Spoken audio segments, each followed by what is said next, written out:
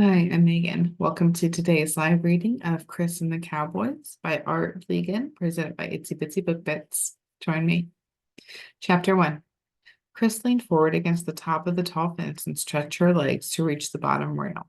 It wasn't a nice, clean fence like the ones back home.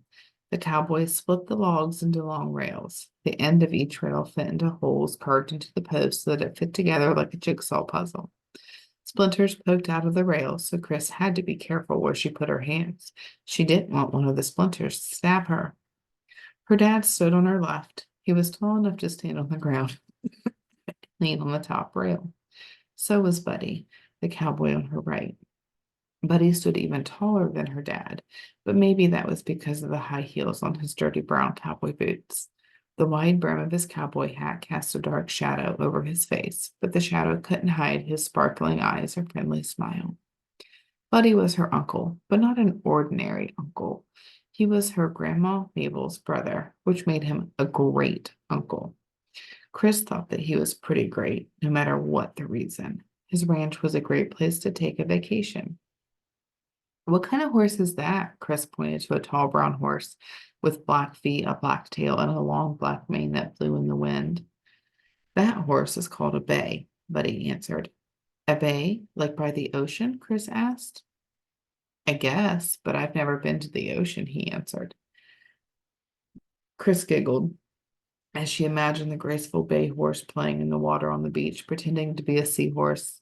It looked nothing like a seahorse. Another horse pranced along the fence before stopping right in front of them. This horse was much smaller, but even the smallest horse was bigger than Kris.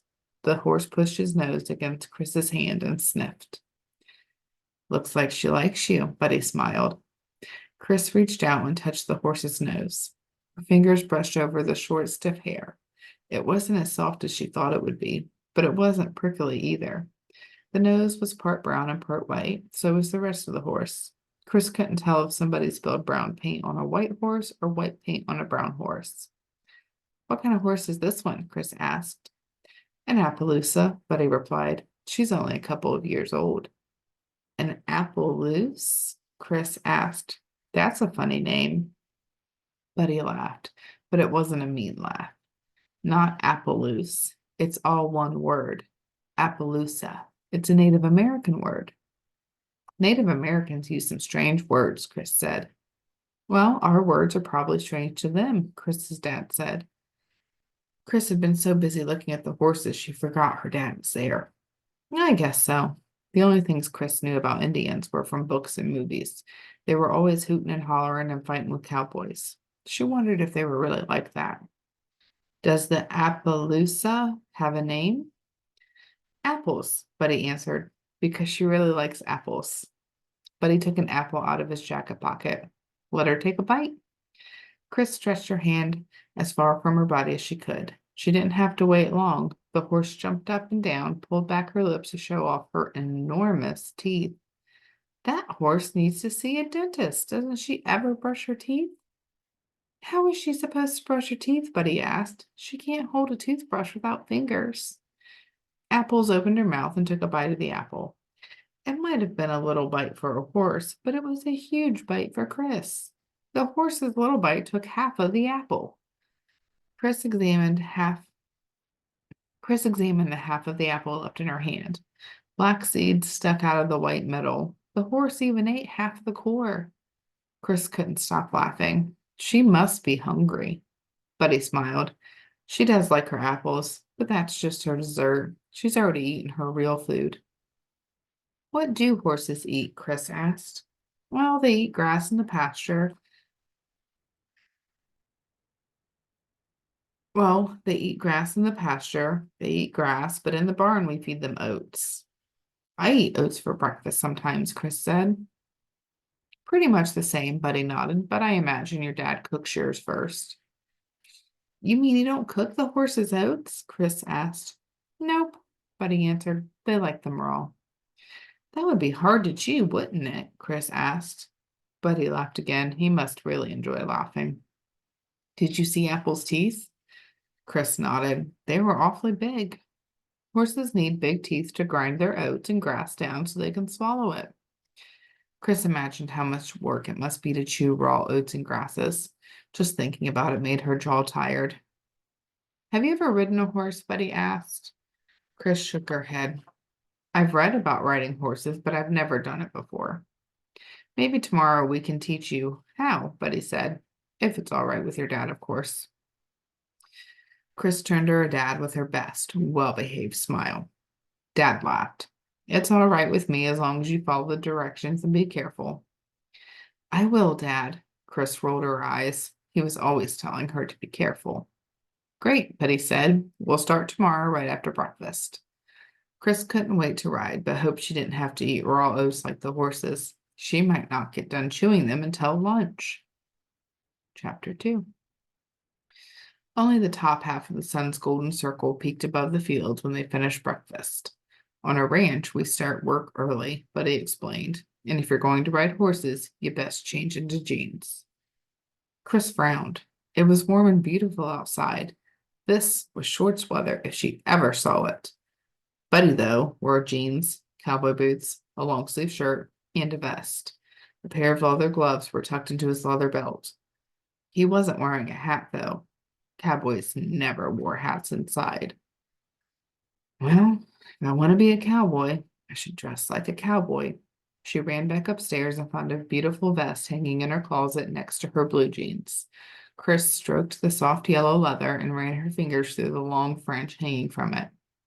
Better yet, a cowboy hat hung on a hook next to the door. Even though cowboys didn't wear hats inside, she just had to try it on. It fit perfectly. Even in her sneakers, she looked just like a real cowboy. By the time she got outside, Buddy had apples in a small round pen. A saddle and a heavy blanket sat on the top rail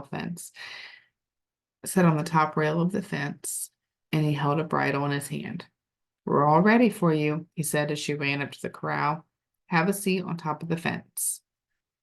Well, that's a strange place to sit when I want to be on the horse. Still, she did as she was told. Buddy waited until she was as comfortable as a person could be sitting on a log fence. Buddy talked to Apple quietly as he slid the metal bit into her mouth and buckled the bridle around her head. This is how we tell the horse what direction to go, Buddy explained. Does it hurt her? Kris asked. Only if you pull too hard. Kris was happy to hear that and promised not to pull too hard. She didn't want to hurt the horse's mouth. Apples followed right behind Buddy as he walked over to the fence next to Kris. Buddy held onto two long leather straps tied onto the bridle.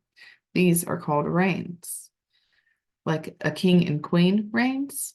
Buddy chuckled. It sounds the same, but they're spelled differently. He picked up the saddle blanket from the fence and swatted it with his hand, sending up a cloud of dust like smoke signals. It looked more like a rug than a blanket, thick and heavy. The saddle blanket works like a pad, so the saddle won't rub Apple's back too hard, Buddy said. So it's called a rug that's a blanket that works like a pillow? Kris asked with a giggle. Buddy smiled. Yep.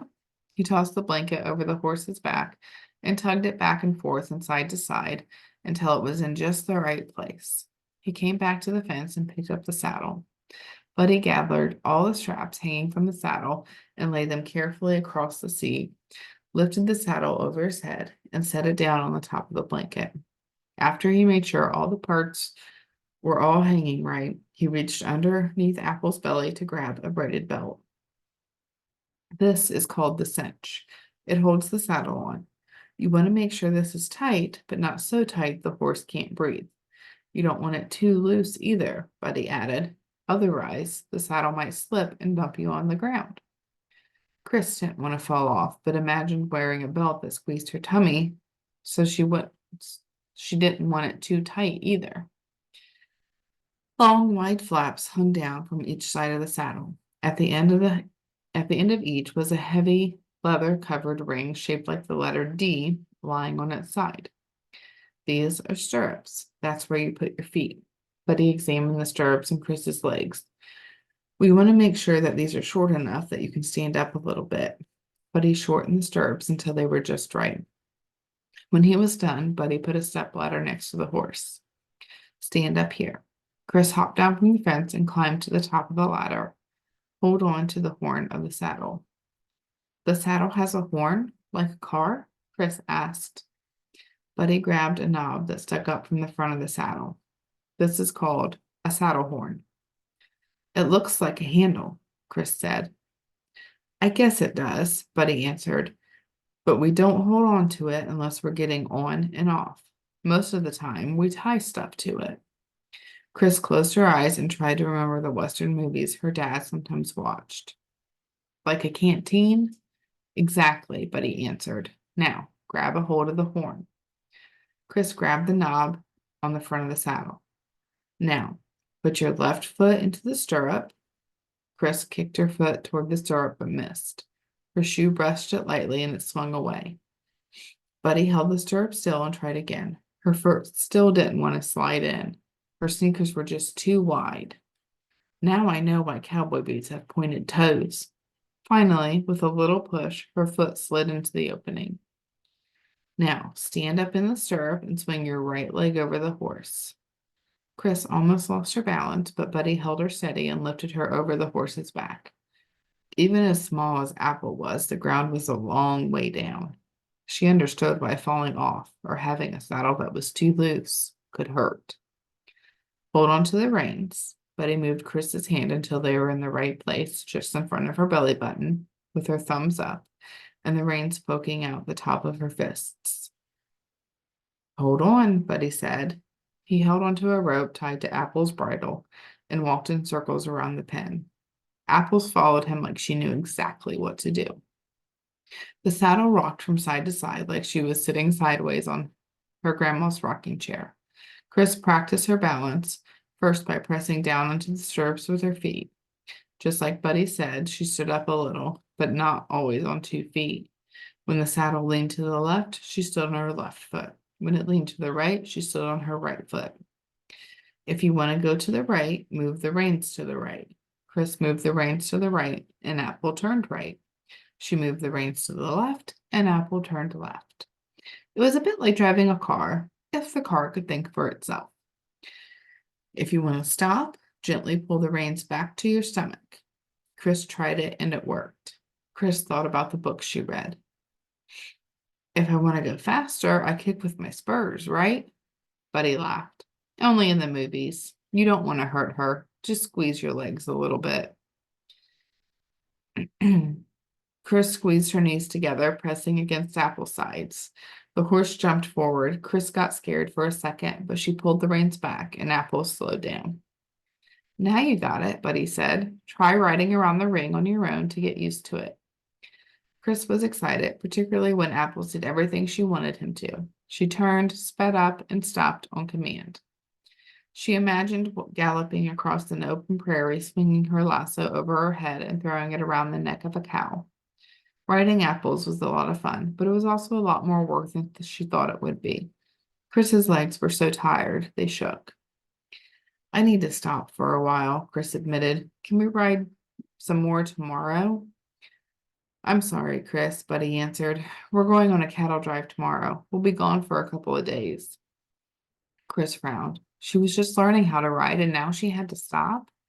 Maybe she could ride with the Cowboys. What's a cattle drive?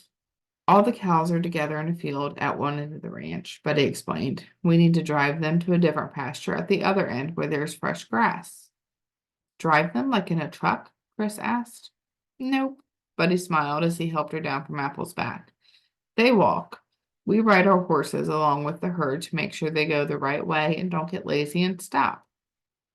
Kris smiled again. I don't think you're ready for, or Buddy smiled again. I don't think you're ready for that. You haven't even learned how to trot or gallop. I learn fast. You sure do, but you're not a cowboy yet.